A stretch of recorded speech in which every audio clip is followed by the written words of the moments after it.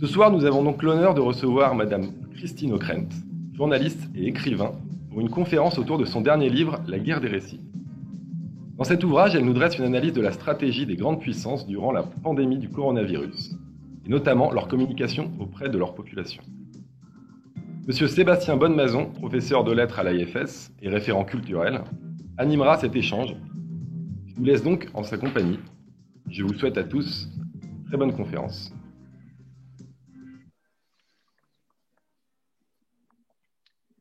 Bonsoir à tous. Bonsoir Christine.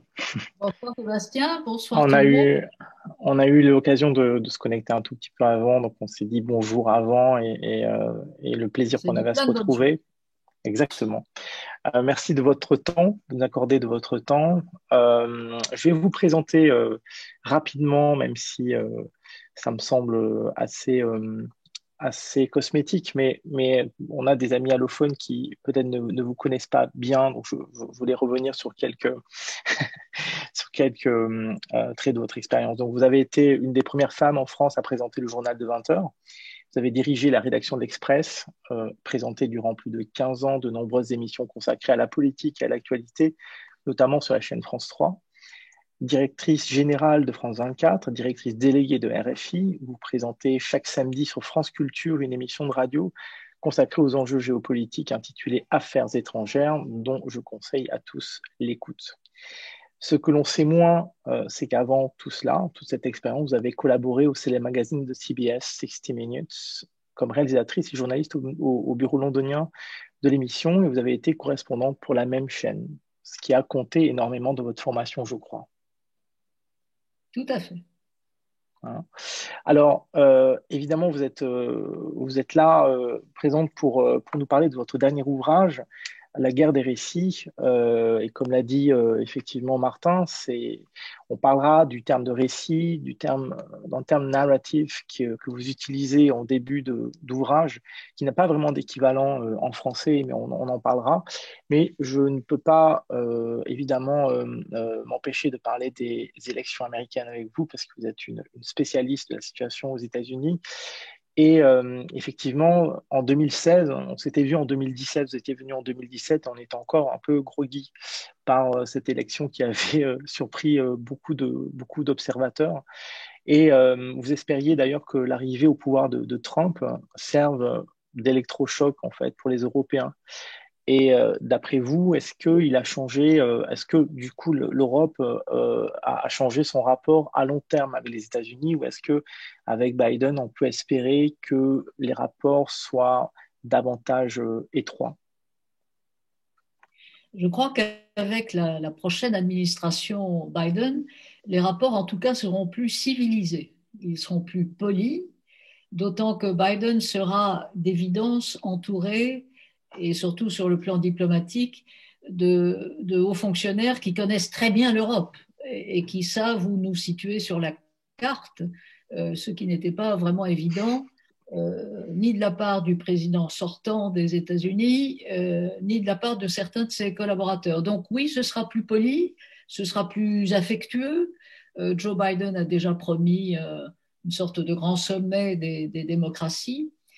Néanmoins, ce ne sera pas le retour au bon vieux temps, à supposer qu'il n'ait jamais existé d'ailleurs, parce qu'on se souvient aussi en Europe d'une frange importante de nos opinions publiques qui dénonçait précisément le paternalisme ou l'emprise ou l'influence excessive, selon eux, des États-Unis à l'époque. Donc, en ce qui concerne l'OTAN, on sait que Donald Trump ne voyait vraiment pas l'intérêt de l'Alliance Atlantique, que ses relations avec Mme Merkel étaient très mauvaises. Donc, pour lui signifier qu'il boudait, il avait retiré, en pleine pandémie d'ailleurs, je crois que c'était vers le mois d'avril-mai, il avait retiré des troupes américaines de base de l'OTAN en Allemagne pour les mettre en Pologne. Bref, donc tout ce genre de scénario ne sera plus d'actualité, mais les États-Unis continueront d'insister pour que les Européens payent davantage pour leur défense. Et du côté européen, je crois que oui, les 4 ans de Trump ont été une sorte de leçon de choses certes humiliante par moments, mais utile, parce que l'Union européenne a compris qu'il fallait quand même rassembler davantage ses propres forces.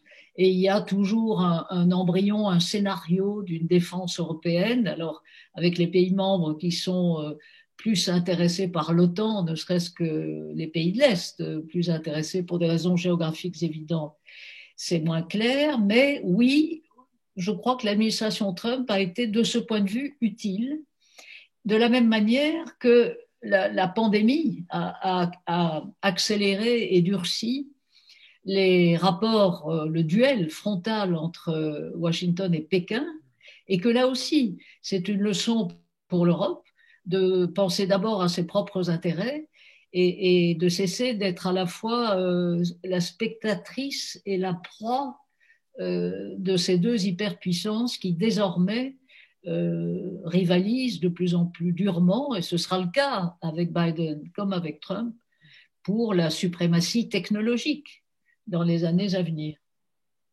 Alors, un des exemples, à mon avis, les plus criants de la division du pays et de la violence aussi qu'a installé Trump durant 4 ans, on en a tous vécu, hein, ces 4 jours de comptage, ce suspense totalement dramatique pour Donald Trump qui a vu ses espoirs de victoire fondre comme neige au fur et à mesure. Il s'est même déclaré gagnant et puis ensuite s'est caché dans un certain mutisme et est assez mauvais pardon puisqu'il n'a toujours pas accepté sa défaite.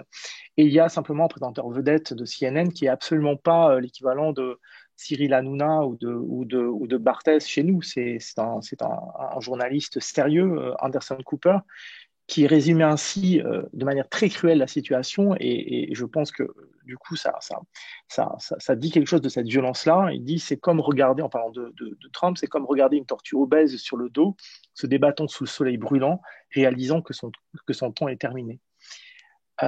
C'est quand même d'une Oui, cruauté intense, hein, mais effectivement, ce qui est intéressant, c'est encore une fois, ne pensez-vous pas que les sondeurs se sont encore trompés en voyant cette vague bleue démocrate qui devait déferler sur les États-Unis, ce qui n'a pas été le cas. On a plutôt le sentiment d'un trumpisme qui va rester, qui a des fondations et on parle même de Trump dans 4 ans qui souhaiterait se, se faire réélire. oui, on peut penser que certains de ses conseillers pourraient essayer de ramener Donald Trump à la réalité, parce que c'est quand même un homme qui a cette capacité de se créer un univers alternatif. Vous vous souvenez que l'une de ses collaboratrices, il y a 2 ou 3 ans, avait inventé cette expression absolument terrifiante, des faits alternatifs, alternative facts. C'est-à-dire que quand les faits ne vous conviennent pas, ben vous en inventez d'autres.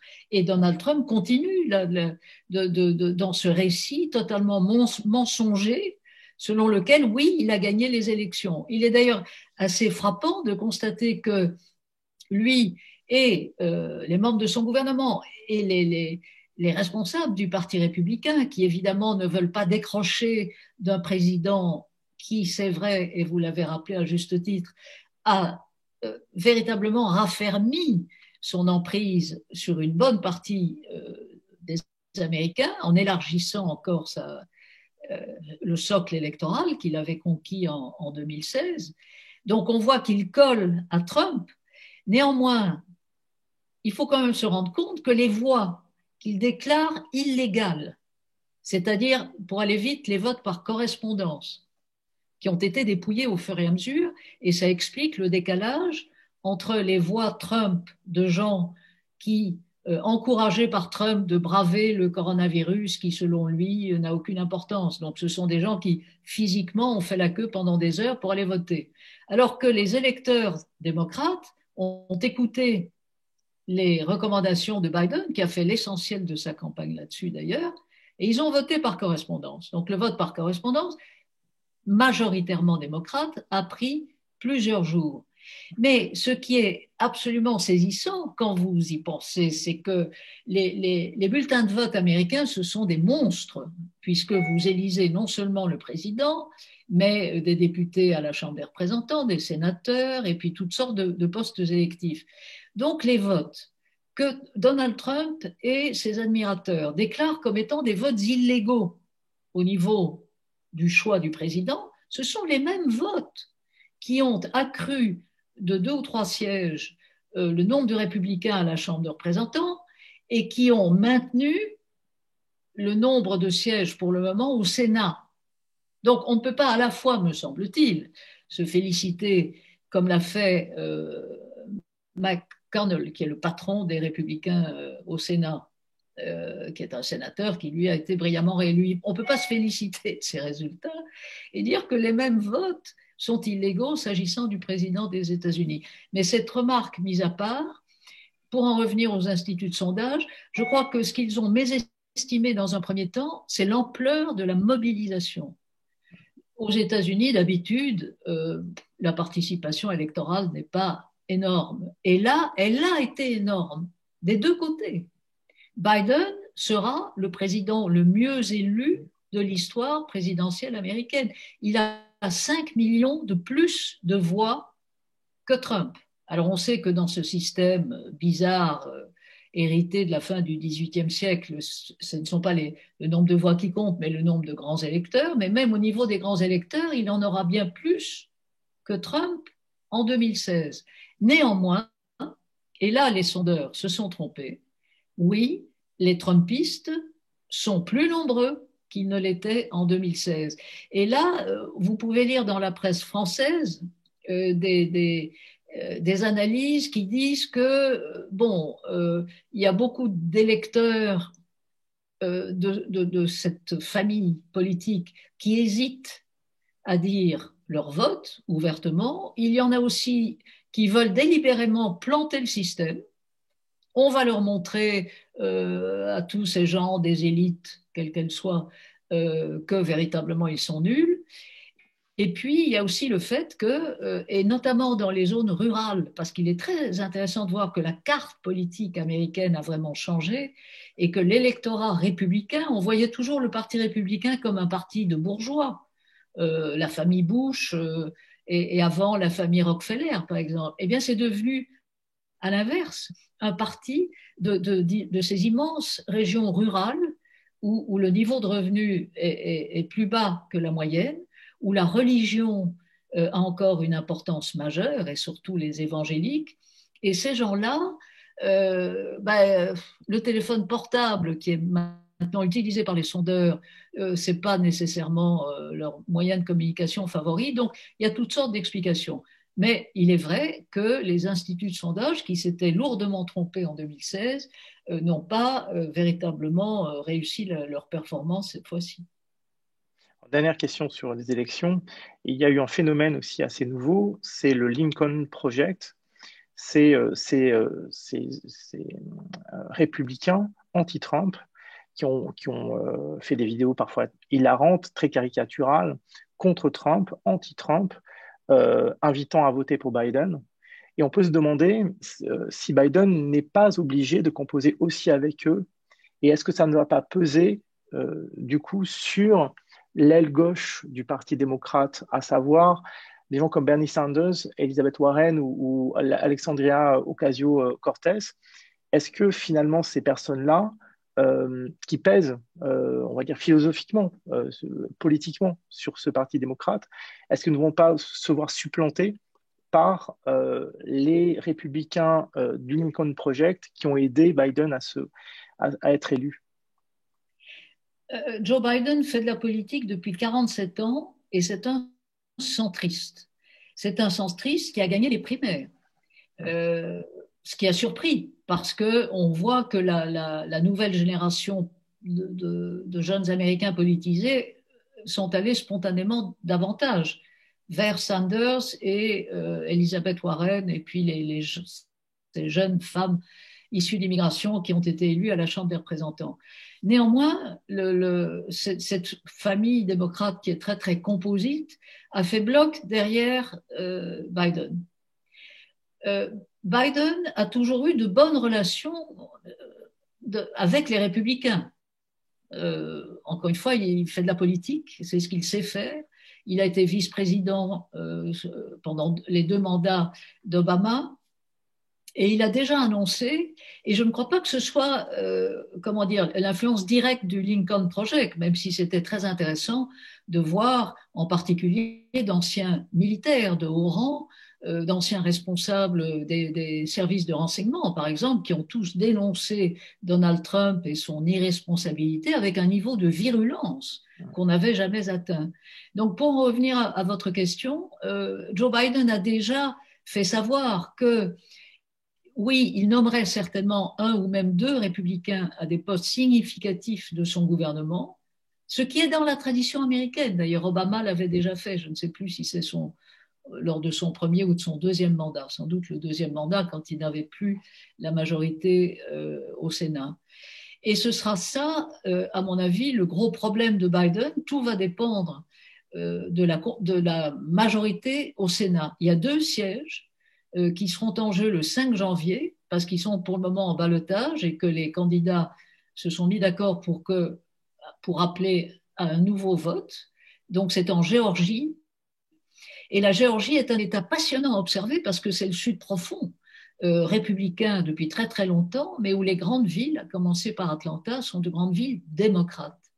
Et là, de ces 2 sièges-là, dépendront ou non la mainmise des républicains sur le Sénat. Si les républicains conservent ces 2 sièges, ce sera très, très, très difficile pour Biden et son gouvernement de gouverner, et plus difficile encore pour lui de nommer quelqu'un comme Elizabeth Warren, par exemple, parce que le Sénat, dans le système américain, doit approuver les nominations au gouvernement. Donc, il faut vraiment surveiller ce qui va se passer le 5 janvier en Géorgie. Ce qu'il faut dire, ce qui est rassurant, c'est que Biden, l'une de ses premières prises de parole a été plutôt dans le rassemblement. L'idée qu'il sera le président de tous les Américains, républicains, démocrates. Il y a vraiment cette volonté de réunir ce que Trump n'a absolument pas fait et n'a pas voulu faire du reste. C'est vrai. Et ce que Donald Trump, et c'est très intéressant parce qu'il est le seul président américain, d'une part, à n'avoir jamais dépassé la barre des 50% d'opinion favorable. Jamais. Et il ne s'en est jamais préoccupé. C'est-à-dire qu'il n'a jamais parlé au-delà de son socle électoral. Il l'a fait avec succès, puisque ce socle électoral s'est encore élargi. Mais même en pleine pandémie, et comme on le sait tous, hélas, la pandémie aux États-Unis continue de faire des ravages immenses, à commencer par la Maison-Blanche, qui est devenue un cluster. À force de dire que tous les gestes barrières ne servent à rien, qu'il ne faut pas porter de masque, etc., je veux dire, hélas, on voit le résultat. Mais Trump n'a jamais dit aux Américains je suis votre président à tous et je partage vos souffrances. Il est incapable de faire ça. Alors que Joe Biden, et c'est là, me semble-t-il, et c'est ce que je raconte dans mon livre, c'est là où Biden a fait de la pandémie une arme électorale, en disant je partage vos souffrances, je suis indigné par la manière dont cette administration vous néglige. Il faut quand même toujours rappeler qu'aux États-Unis, il n'y a pas de sécurité sociale, il n'y a pas d'assurance maladie, sauf pour les salariés dont les entreprises prennent en charge le coût de ces assurances. Donc vous avez un pays qui est le premier pays du monde, enfin le plus puissant, le plus riche, le plus grand nombre de prix Nobel, les universités les plus prestigieuses, les laboratoires, on vient de le voir avec Pfizer qui, en association avec une biotech allemande, c'est intéressant quand même pour 12 autres Européens, vient d'annoncer un premier vaccin qui a l'air d'avoir des résultats encourageants. Donc ce pays-là s'est fracassé sous l'effet de la pandémie. Et la caricature, il faut bien le dire, en a été Donald Trump. Tenant, parce qu'il c'est un génie politique quand même, donc il a très bien compris. D'abord, il a dit c'est l'arme de mes ennemis pour m'empêcher d'être réélu. Donc tantôt les Chinois, tantôt les démocrates. Et puis il a vu l'intérêt politique, donc il a fait des conférences de presse tous les jours à la Maison-Blanche. Ça c'était, me semble-t-il, en avril-mai. Et de quoi se préoccupait-il? De ses courbes d'audience. et pas du nombre de personnes atteintes ou de morts. Et on l'a vu encourager dans des États gouvernés par des démocrates, des militants souvent armés, parce que, hélas, c'est aussi un pays surarmé, des militants souvent armés manifester contre les gouverneurs ou les parlements locaux en disant abat les masques et lui tweetait comme un fou en disant libérez Michigan, libérez Wisconsin, etc.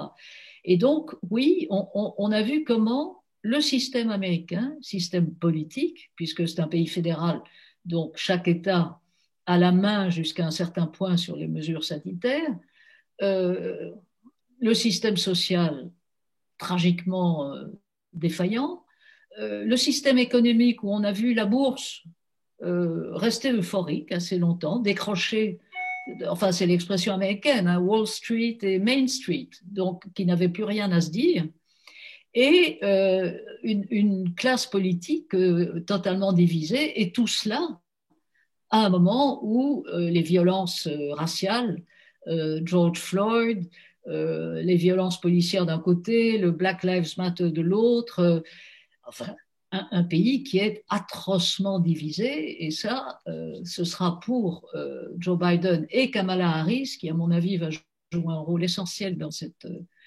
les 4 ans à venir. C'est une tâche qui paraît vraiment extrêmement difficile, sinon insurmontable. Vous parliez une anecdote dans votre livre, hein, vous parlez justement de la relation de Trump, vous l'avez dit, hein, totalement obsédé par les audiences de ses conférences de presse qui parfois faisaient 2 heures, duraient 2 heures, et sa relation avec Anthony Fauci, l'épidémiologiste qui est un patron, hein, de l'Institut national des allergies et des maladies infectieuses depuis 36 ans.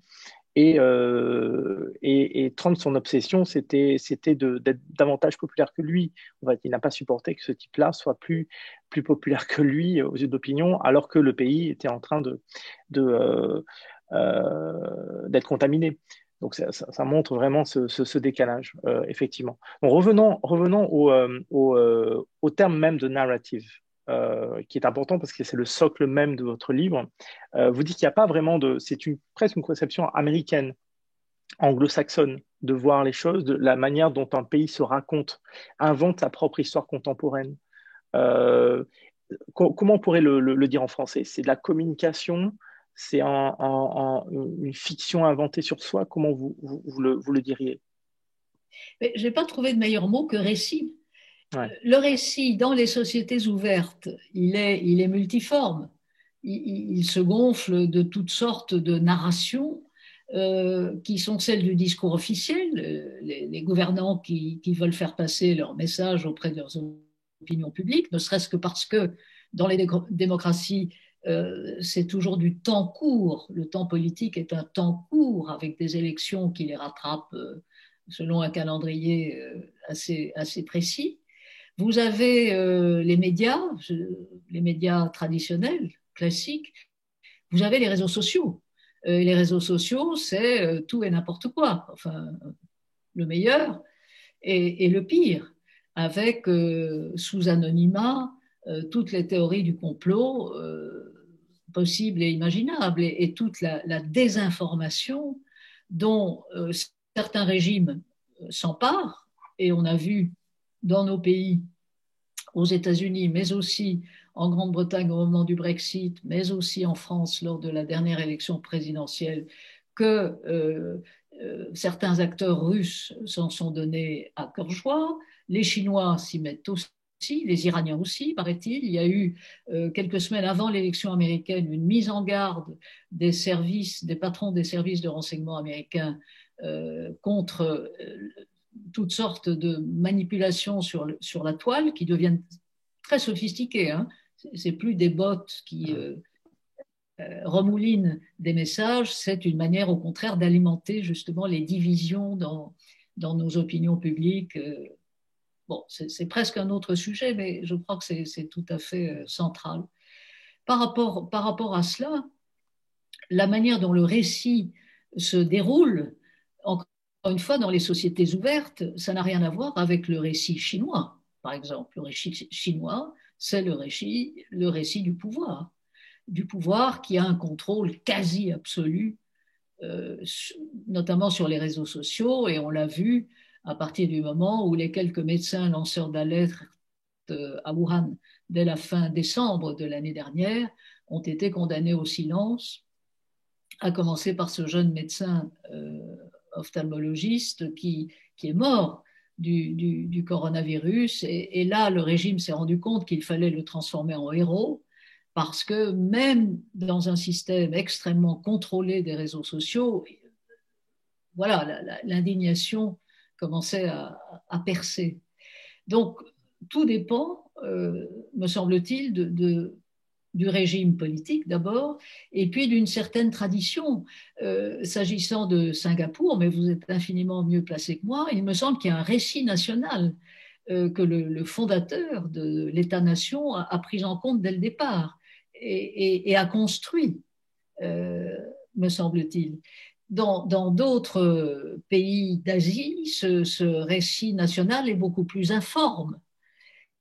Dans nos pays européens et au sein de l'Union européenne, chacun de nos pays a son histoire dont il est légitimement fier. Et le récit national continue d'être nourri, et c'est légitime.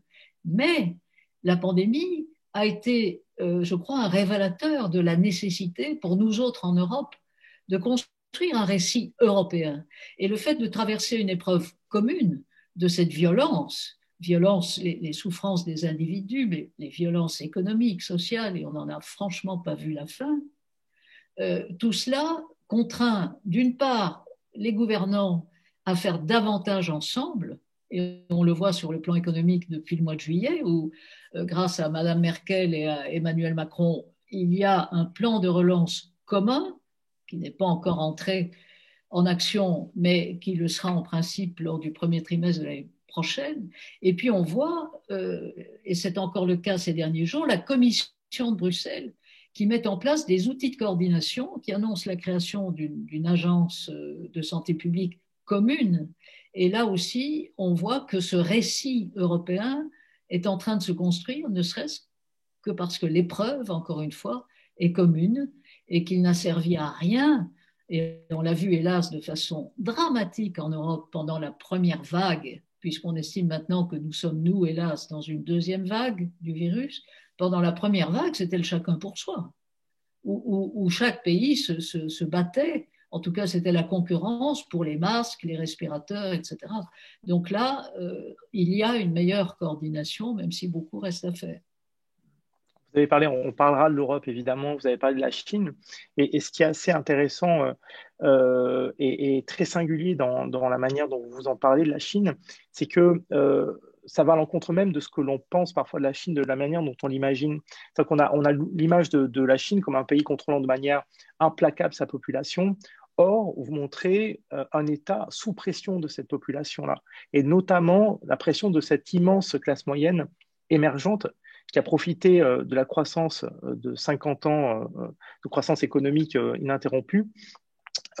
Pour quelles raisons? Finalement, on a le sentiment que le pouvoir craint cette population-là. Il n'est pas évident que le pouvoir le craigne comme c'est le cas, me semble-t-il, en Russie, mais peut-être aurons-nous le temps d'en parler. Mm-hmm. Mais il était très frappant de voir lors de la dernière immense réunion du Parti communiste chinois, plus récemment lors de la réunion du comité central, le souci de ne pas afficher, pour la première fois depuis très longtemps, d'objectifs économiques, d'objectifs de croissance, et le souci réussi de relancer le marché intérieur, d'encourager les Chinois à consommer, et surtout hier, parce que je crois que c'était la journée des célibataires et que ça a été une avalanche, semble-t-il, de commandes en ligne, etc. Et la croissance est repartie en Chine. Je crois qu'ils sont à nouveau à 4,9%, etc. Donc, il y a cet immense marché intérieur. Ils ont néanmoins besoin, évidemment, des marchés américains et européens, prioritairement, et asiatiques. Mais Xi Jinping, qui a fait inscrire sa pensée dans la constitution chinoise et qui a tous les moyens de rester au pouvoir longtemps, et là encore on retrouve ce temps long qui caractérise les sociétés asiatiques à la différence des nôtres, Xi Jinping sait qu'il faut entretenir le niveau de consommation, le niveau de satisfaction matérielle de cette immense classe moyenne que le système a réussi à faire grandir et dont le niveau de vie s'est effectivement énormément élevé, même si la population des migrants, par exemple, est, semble-t-il, celle qui souffre le plus de la situation économique, et même si les zones rurales continuent d'être en difficulté. Mais il est certain que dans un régime autoritaire, et c'est là où on retrouve la situation russe, qui est beaucoup plus périlleuse, je crois, pour le Kremlin, même si là aussi Vladimir Poutine a pris soin d'inscrire son règne, en tout cas jusqu'en 2036, il faut que ce contrat de satisfaire une classe moyenne en lui permettant de continuer à consommer et d'élever son niveau de vie, c'est le contrat central. C'est le contrat central pour que les mêmes citoyens acceptent de ne pas s'exprimer autrement. Et ça a été, je crois, l'un des grands leurres de beaucoup de penseurs ou d'analystes occidentaux, d'imaginer qu'une fois que les Chinois seraient riches, ils exigeraient la démocratie. Eh bien non, on a vu que ce n'était pas le cas et que ce n'est pas le cas. Oui, parce que vous montrez justement que je parlais de pression dans le sens où cette classe moyenne semble accepter de renoncer à ses droits fondamentaux à la condition d'être en sécurité et d'être justement dans cette prospérité-là. Et on a le sentiment quand même d'une panique du pouvoir en janvier dernier où ils se sont rendus compte qu'il fallait gérer au moins la sécurité sanitaire et effectivement, à moyen terme, l'économie. Oui, il a fallu attendre le 20 janvier pour que Xi Jinping lui-même déclare, pour reprendre son expression de mémoire, la guerre victorieuse du peuple contre le démon étant le virus. Pourquoi? Parce que les autorités du Parti communiste local, qui ont tous été virés d'ailleurs après, considéraient qu'il était plus important d'abord de ne pas alerter Pékin, parce que c'eût été reconnaître leur propre déficience, ensuite de maintenir un calendrier politique très précis, un banquet populaire de 40 000 personnes juste avant le Nouvel An chinois.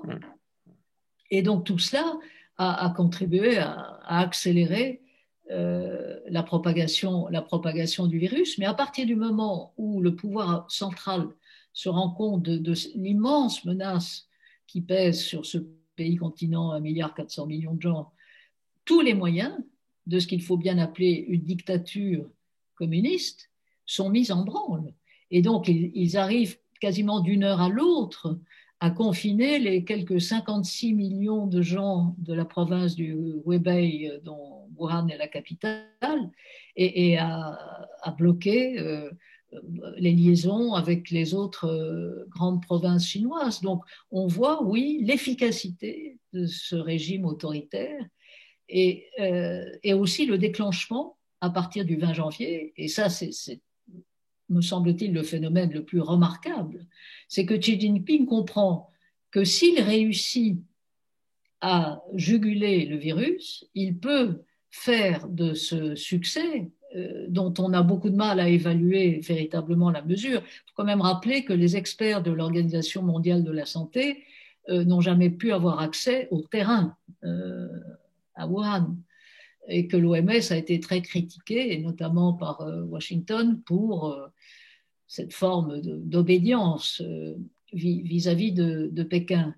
Il n'en demeure pas moins que Xi Jinping a fait de ce contrôle de la pandémie un outil de communication, de narrative et de propagande pour dire au monde entier, regardez, le système chinois est le meilleur sur le plan sanitaire, mais aussi, bien sûr, affirme-t-il, lui et alors la pléiade de médias officiels et officieux et tous les réseaux sociaux contrôlés par la Chine et l'appareil diplomatique chinois qui va changer de style, et on l'a vu en France en particulier de façon absolument sidérante, avec un ambassadeur de Chine à Paris qui s'est livré sur les réseaux sociaux à des attaques absolument inacceptables, notamment sur la manière dont les personnes âgées seraient traitées dans nos maisons de retraite. Je referme cette parenthèse. Donc, on voit que Xi Jinping comprend qu'il peut faire de ce contrôle de la pandémie un outil. Et on voit se déferler la diplomatie sanitaire chinoise. Pour nous autres en Europe, on l'a vu d'abord en Italie du Nord, où il faut bien reconnaître que les autres pays européens avaient quand même négligé ce qui se passait. Il y avait très très peu de secours intra-européens à ce moment-là. Ça a changé après, mais il y en avait très peu. On a vu aussi cette diplomatie sanitaire accompagner les routes de la soie, donc les voies de pénétration économique et commerciale, notamment dans des pays des Balkans comme la Serbie. On le voit évidemment en Afrique, où on le sait, les intérêts chinois sont très importants. Et on a vu Jack Ma et tout son empire à partir d'Addis Abeba, qui est, semble-t-il, la grande plateforme russe en Afrique, accompagner la propagande du régime avec les avions siglés à ces marques et livrer du matériel sanitaire dans plusieurs pays africains. Donc oui, Xi Jinping a fait de la pandémie un outil du récit chinois, à un moment où, on le sait, il veut affirmer que le XXIe siècle sera le siècle chinois, avec l'intention évidente de gagner la suprématie technologique aux dépens des États-Unis et forcer les autres pays à une sorte de découplage, à choisir entre la technologie américaine, disons pour simplifier, et la technologie chinoise. Justement, cette capacité de renverser une fragilité en force, ça a beaucoup participé d'une certaine théorie du complot aussi. C'est-à-dire qu'on a vu, évidemment, aux États-Unis notamment, l'idée selon laquelle ils auraient fait exprès pour mieux contaminer le monde, à la fois par la pandémie, par la Covid, de contaminer le monde avec leurs produits, etc. Et on a pu, vous avez rappelé qu'en Italie, effectivement, l'Europe a été spectatrice de ces respirateurs qui sont venus de Chine, alors que nous-mêmes, on était simplement spectateurs de cette aide et qu'on n'a pas su aider nos propres voisins, notre propre voisin qui n'allait pas bien. Alors, justement, vous dites que l'Europe n'a pas su construire le récit dont elle aurait tout lieu de s'enorgueillir. Dans quelle mesure elle aurait pu justement en faire cette force-là? Mais l'Europe, le processus européen est un processus très singulier, puisque nous sommes maintenant 27 pays depuis que Boris Johnson, hélas, a décidé de faire sortir la Grande-Bretagne, même si ce n'est pas encore fait, et ça va coûter, hélas, très cher, je crois, à la Grande-Bretagne, mais c'est un autre sujet. Nos 27 pays ont chacun leur histoire, dont ils sont légitimement fiers, et le récit national de chaque pays, bien, il continue légitimement à être construit, et notamment en France, où nous avons un président qui fait des commémorations nationales. Il y en avait encore une hier au Panthéon, un élément important de la mise en scène du récit français. Néanmoins, le récit européen, je crois, il s'impose du fait même de cette pandémie. Et la Commission de Bruxelles en a pris conscience quand elle a été mise en place il y a quelques mois. Et de façon délibérée maintenant, plusieurs de ses responsables, à commencer par la présidente de la Commission, Madame van der Leyen, mais aussi Joseph Borrell, qui est responsable de la politique extérieure de l'Union, disent, ben voilà, il faut un récit européen. Et le récit européen, c'est quoi? C'est la manière dont nos pays construisent cette espèce d'ensemble économique et politique sur un socle de valeurs qui doivent rester communes même s'il y a des tensions, notamment avec la Hongrie et la Pologne, dont les régimes démocratiquement élus désormais ne respectent plus un certain nombre de règles de l'état de droit. Et ce récit commun, on voit que la pandémie nous y contraint, ne serait-ce que parce qu'il faut une meilleure coordination, il faut une politique sanitaire qui soit mieux harmonisée. La santé publique ne fait pas partie des traités européens jusqu'à présent, il n'y a pas de politique commune de santé publique en Europe, et on en paye le prix. Et on l'a vu tout au long de cette première vague où c'était encore une fois le grand n'importe quoi et surtout le chacun pour soi. Et depuis quelques jours encore, viennent d'être annoncées un certain nombre de propositions de la part de la Commission. Il faut que les États membres soient d'accord. Mais c'est le début, me semble-t-il, d'un récit européen contraint par cette pandémie. Justement, à vous lire, on a le sentiment que finalement, la pandémie n'a pas vraiment bouleversé les rapports de force sur la scène internationale, mais elle n'a fait que forcer le trait sur ce qui existait déjà, à savoir un monde presque bipolaire entre les États-Unis et la Chine, une Europe un petit peu spectatrice qui cherche encore sa place, et une Russie aussi un peu isolée, un peu en déclin, qui n'a pas cette énergie d'affrontement qu'elle avait avec les États-Unis il y a encore quelques décennies. C'est exact, mais Vladimir Poutine, on le sait et on le voit, et parfois avec succès, notamment en Syrie et au Moyen-Orient, a voulu, est obsédé par le fait de rétablir la Russie au rang de très grande puissance, de rejoindre, de faire partie d'un triumvirat avec Pékin et Washington. Néanmoins, l'économie russe, ça reste une économie de pays émergents, dépendante des prix du pétrole, des matières premières, etc.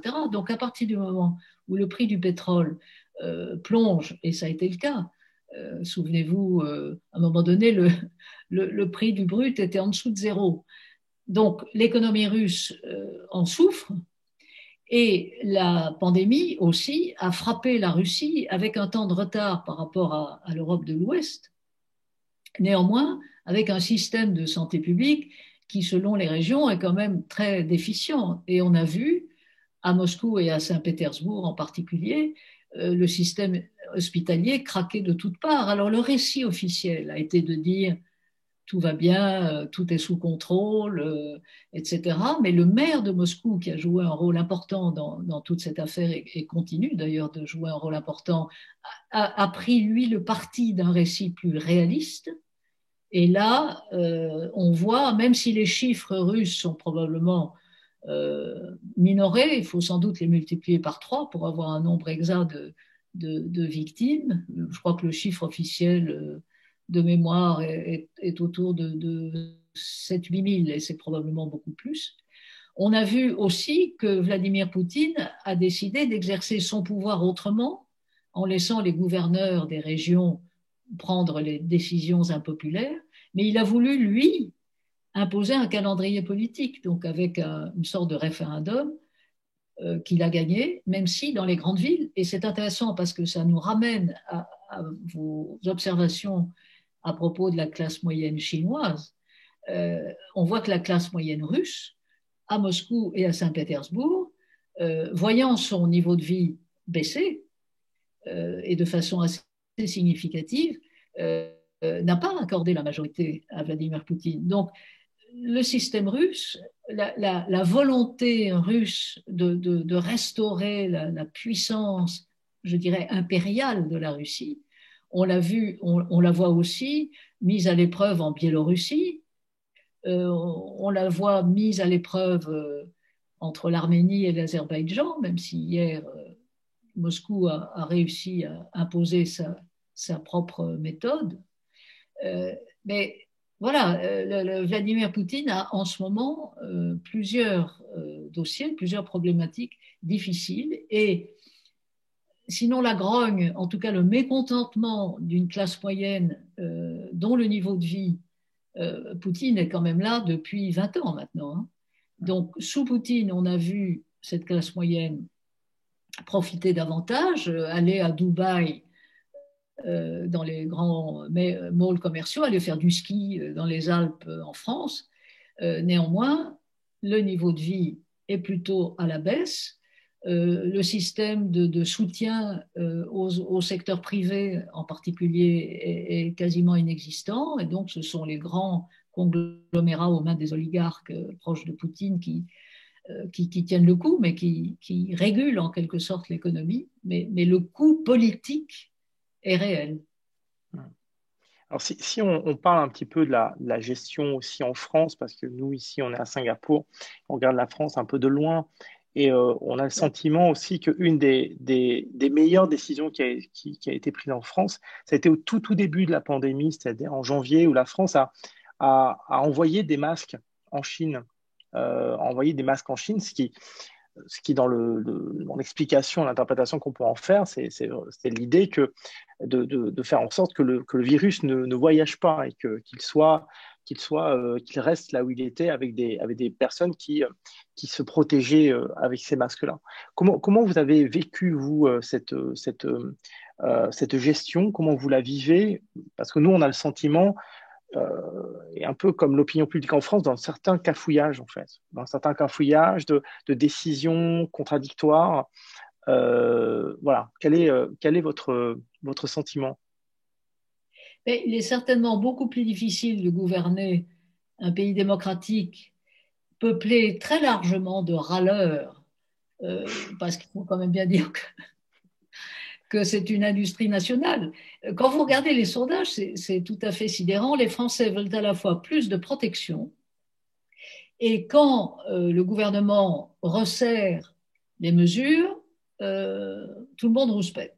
Donc, au-delà de ces plaisanteries, le fait que la France envoie des masques en Chine, le récit chinois n'en a franchement pas fait état. Et puis, nous autres en Europe, on a été pris à la gorge, littéralement, une fois que l'Italie du Nord, qui avait beaucoup de liaisons aériennes et commerciales avec Wuhan, a été contaminée. Bon, l'idée que le virus allait s'arrêter aux frontières était une vue de l'esprit. Et donc là, oui, il y a eu du cafouillage, il y a eu du cafouillage un peu partout en Europe, il y en a encore, même si on peut comparer la, j'ose pas parler de performance, mais enfin disons le comportement des autorités en France à ce qui se passe par exemple en Grande-Bretagne, qui vient d'atteindre le chiffre de 50 000 morts. Alors là, la comptabilité mortuaire est abjecte. Néanmoins, on voit un pays voisin, vraiment très voisin, où, hélas, la performance du gouvernement paraît pire. Néanmoins, pour en revenir à ce qui s'est passé en France, je crois que les tâtonnements du départ, l'idée idiote que les masques ne servent à rien, tout ça pour masquer le fait qu'on n'en avait pas assez, c'était évidemment idiot. Donc ça reste un marqueur, évidemment, dans l'opinion publique ici. Néanmoins, depuis, même si les mystères de ce coronavirus ne sont pas tous éclaircis, même pas en Chine d'ailleurs,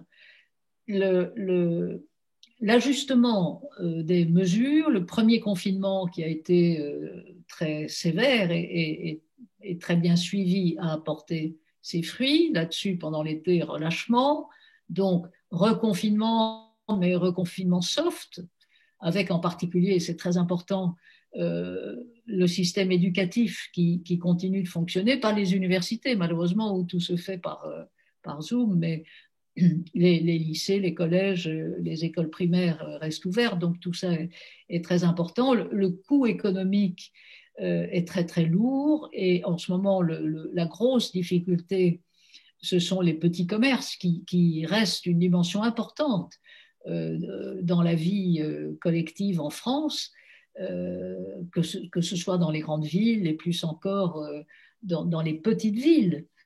À partir du moment où le quincaillier du coin, le petit magasin de vêtements du coin est obligé de fermer, il y a non seulement comment dire, une souffrance sociale, Mais sur le plan économique, c'est évidemment extrêmement coûteux. Et donc, on attend ce soir à 18 heures heure française une nouvelle conférence de presse du Premier ministre qui doit annoncer la façon dont les choses vont se passer dans les jours et les semaines qui viennent. La grande préoccupation, c'est évidemment la fin de l'année avec les fêtes de Noël et du Nouvel An. Mais un peu partout en Europe, il semble, et c'était les chiffres allemands ce matin, que la situation s'améliore très légèrement, ou plutôt qu'elle a cessé de s'aggraver. Mais chaque pays européen ajuste en fonction du terrain, en quelque sorte, ses propres mesures. Et à partir de là, c'est à chacun de prendre ses responsabilités. Je veux dire, il y a aussi un moment où on peut, attribuer ou blâmer les gouvernements de tous les maux de la terre. Je veux dire, si les gens ne se prennent pas eux-mêmes en main, c'est le drame d'une absence de responsabilité collective que l'on voit, me semble-t-il, beaucoup plus à l'œuvre dans les sociétés asiatiques qu'en Europe. Alors, une question à ce sujet d'une personne qui nous écoute.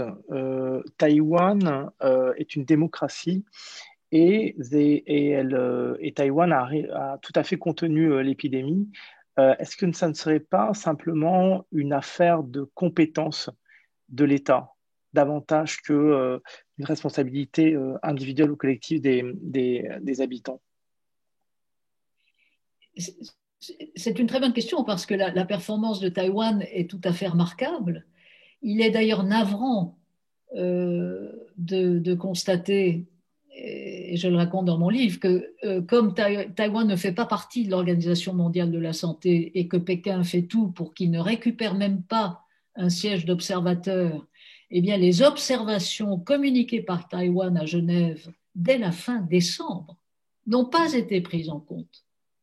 Oui, Taïwan a mis en place des mesures extrêmement efficaces, interdisant les liaisons aériennes, etc., alors qu'elle continuait en Europe assez tard, des liaisons en direct de Wuhan, enfin, que d'ailleurs Pékin n'avait pas interdites non plus. Néanmoins, oui, Taïwan est un très bon exemple, et je crois qu'il y a à la fois, c'est exact, la compétence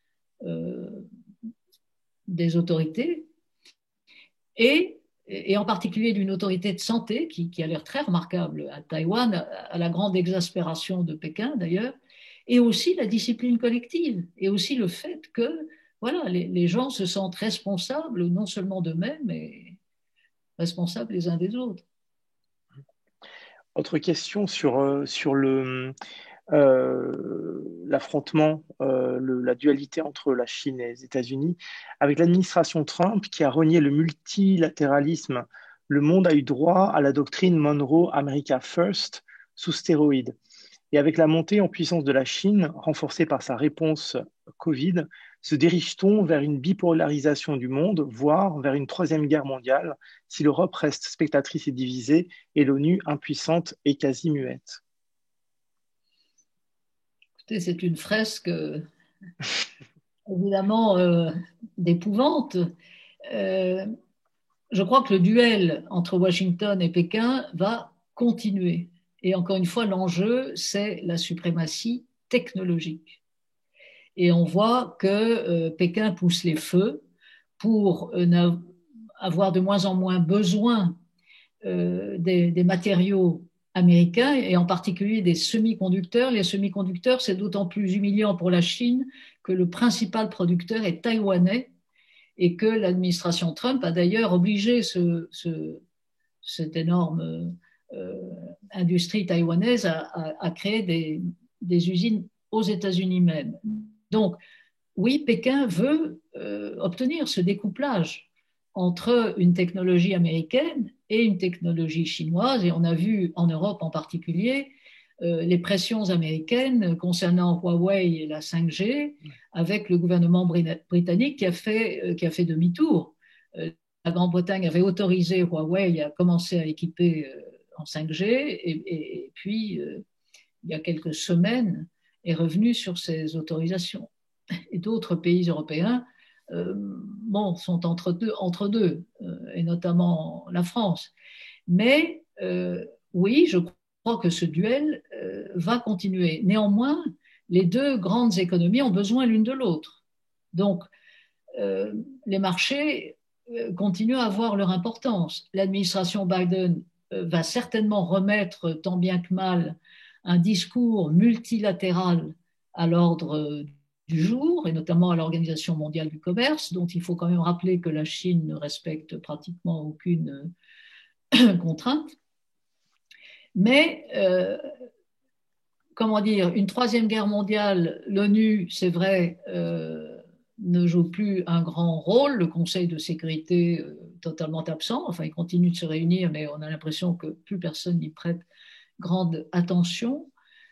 Là encore, est-ce que l'administration Biden va remettre tout cela tant bien que mal sur pied? C'est probable, mais encore une fois, il me semble que ce sera de la cosmétique et que le duel frontal va continuer. Et c'est encore une fois, me semble-t-il, aux autres puissances du monde, et je crois qu'il y a cette prise de conscience au Japon, en particulier à Singapour sûrement, que voilà, le pivot vers l'Asie que Biden peut tout à fait rétablir. On se souvient de la politique d'Obama et de ce système d'alliance économique que Trump a foulé aux pieds dès qu'il est arrivé au pouvoir. Enfin, on va voir, encore une fois, un scénario différent, mais s'agissant de l'Europe, oui, l'Europe doit définitivement affirmer mieux encore ses propres intérêts. Il est intéressant de voir d'ailleurs qu'au niveau national comme au niveau communautaire, au niveau de l'Union européenne, plusieurs mesures ont été prises de façon à empêcher des groupes chinois de profiter en quelque sorte de la dévalorisation, notamment boursière, de pans entiers de nos économies pour mettre la main dessus. Et là, c'est, me semble-t-il, une prise de conscience qui est non seulement nécessaire, mais qu'il est intéressant d'observer. En tout cas, ce qui est certain, c'est que ce que nous a appris aussi certainement cette pandémie venant de Chine, c'est que la Chine semble totalement intouchable parce qu'elle semble responsable de cette épidémie et pourtant, elle ne rend aucun compte. C'est-à-dire que vous disiez tout à l'heure qu'elle a réussi à s'opposer à toute demande d'enquête internationale sur les origines de la pandémie, ce qui aurait pu justement conduire à une meilleure, du moins à réagir plus tôt dans le monde et peut-être à avoir un vaccin plus tôt, etc. Et ce que ça nous montre, c'est une Chine qui peut se permettre de contaminer, de défaillir et de contaminer le monde entier, et en même temps, ce monde entier auquel elle n'a pas de compte à rendre, parce que ce monde entier est un peu dépendant d'elle, dans le sens où c'est aussi l'atelier du monde. C'est exact. C'est exact, mais il n'y a aucune instance, comment dire, qui juge de la responsabilité sanitaire. Il y a eu d'autres pandémies nées ailleurs ou nées autrement. Enfin, l'histoire du monde est ponctuée de grandes pandémies. Ce qui est intéressant, c'est de voir, oui, vous avez raison, le fait que la Chine a réussi à empêcher les experts, en particulier de l'OMS, d'y accéder. Alors, en même temps, la Chine a transmis le génome de ce nouveau coronavirus assez tôt pour ne pas être accusée, comme ça avait été le cas au moment du SARS en 2002-2003, d'être incapable de le faire. Et on voit dans la course au vaccin, qui est un enjeu sanitaire majeur, mais aussi un enjeu géopolitique, on voit que Pfizer et une biotech allemande associée ont annoncé il y a 2 jours un candidat vaccin prometteur. On voit que la Chine a 3 candidats vaccins en phase 3, donc en phase d'expérimentation, surtout au Brésil. Et là, l'un des vaccins, celui de Sinovac, je crois, a eu des pépins, mais enfin, ils reprennent les expérimentations. On a vu Poutine annoncer à la mi-août un vaccin russe qu'il a appelé Sputnik, pour bien rappeler aux Américains l'humiliation dans l'espace infligée par l'Union soviétique dans les années 50. Donc, Et on a vu aussi la Chine, pour en revenir à votre remarque, Sébastien, la Chine dire, ah oui, mais nous, on va offrir le vaccin au monde entier parce que nous sommes un pays généreux, etc. Donc, oui, la Chine continue d'affirmer ses ambitions, de mettre au point les outils pour réaliser ses ambitions, mais la Chine a besoin des marchés mondiaux. La Chine a besoin du marché américain. La Chine a besoin des marchés européens. Et donc là, les rapports de force peuvent s'équilibrer, même si, encore une fois, la course à la haute technologie, à l'intelligence artificielle, ben, c'est sûrement ce qui décidera des rapports de force dans les décennies à venir.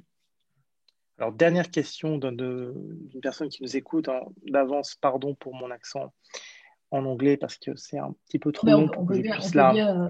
on peut bien se moquer un peu, allez-y. Oui, je pense on a le droit.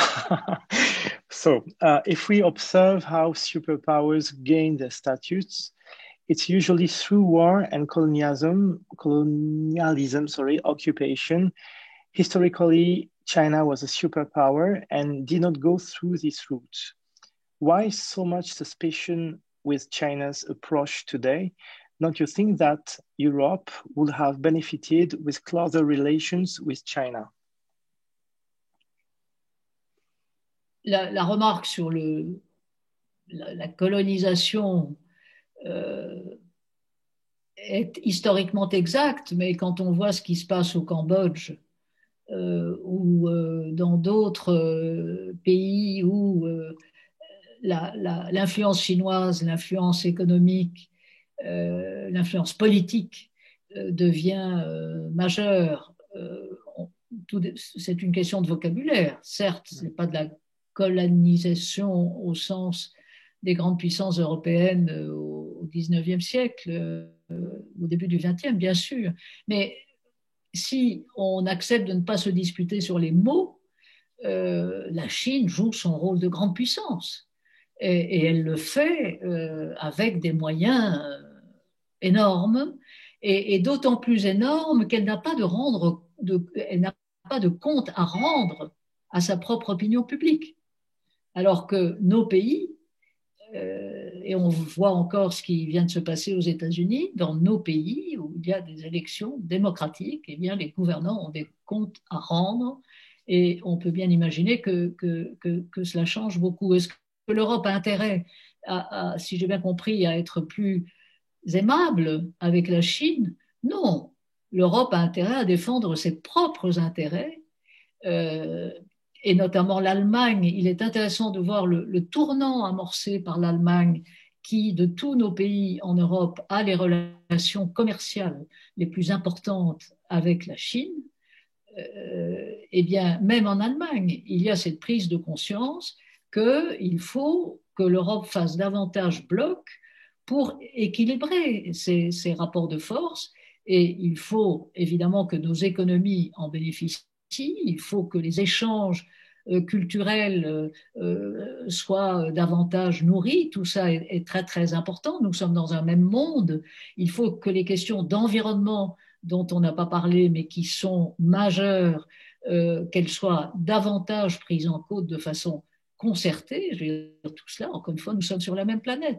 Donc oui, espérons qu'il n'y ait pas de durcissement des affrontements, je dirais, à l'ancienne, et qu'on trouve un mode de fonctionnement, qu'une administration américaine, disons, plus civilisée, plus decent, comme on dit en anglais, pourrait favoriser.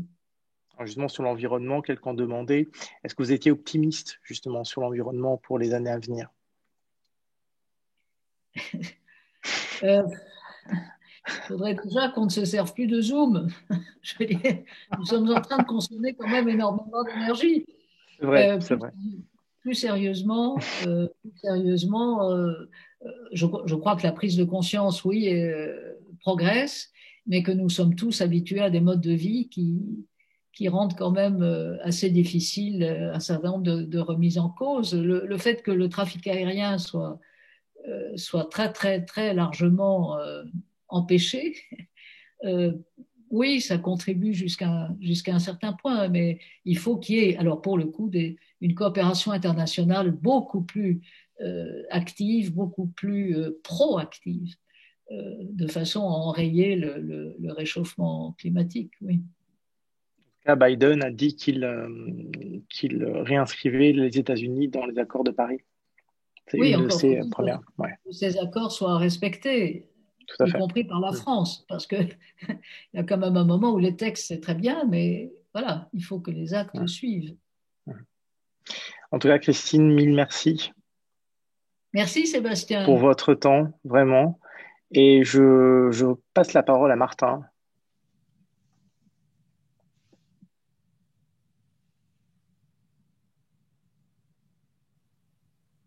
Oui, merci beaucoup. Merci beaucoup, Madame Ockrent, d'avoir bien voulu participer à notre émission. Et merci, Merci beaucoup. merci surtout à Sébastien pour l'avoir animé. Donc, nous terminons en vous rappelant le prochain rendez-vous de la prochaine conférence pour les idées changent le monde. Donc, le mercredi 9 décembre à 19 heures, nous aurons la visite du géopolitologue Monsieur Pascal Boniface, qui nous fera part de son analyse des relations stratégiques entre l'Union européenne et la Russie. Vous pourrez vous y inscrire, du coup, depuis notre site internet et nos réseaux sociaux. Merci à vous, je vous souhaite une très bonne soirée et à très bientôt pour une nouvelle édition. Merci beaucoup. Merci à tout le monde.